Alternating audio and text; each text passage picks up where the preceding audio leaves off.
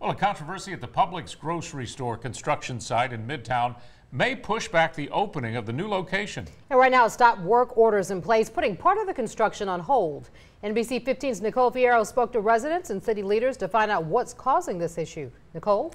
Greg and Kim, it's a dispute over the material of a wall surrounding the Publix that's putting up the barrier for developers trying to finish the project. Passing the new Publix in Midtown, you'll see the construction site, but you'll hear no movement.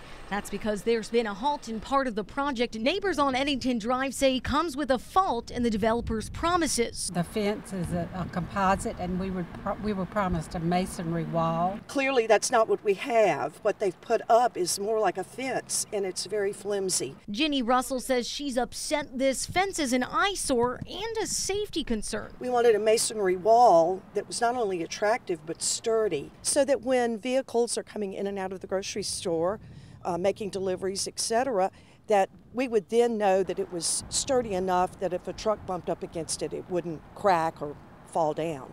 And we just feel like we've been misled. After city leaders got word about this fence, they tell us they talked with the developer, then issued a stop work order about a week and a half ago. They say that's for the fence, not the whole project, but it ultimately prevents Publix from getting the final seal of approval to open their doors with a certificate of occupancy. This is a legal requirement that was stipulated by our planning commission allowing this project to move forward.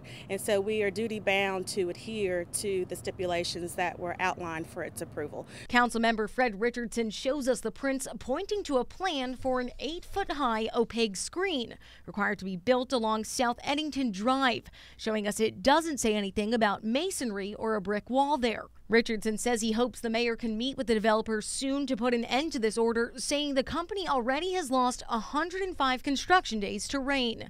Officials with the mayor's office tell me a meeting is not scheduled yet, but they hope to have a resolution soon. We want to find a solution. We want to find a path forward. Neighbors also shared concerns about a loud air conditioning vent at Publix. City leaders tell me that's something neighbors can bring to police, who can test whether or not that sound is loud enough to be considered a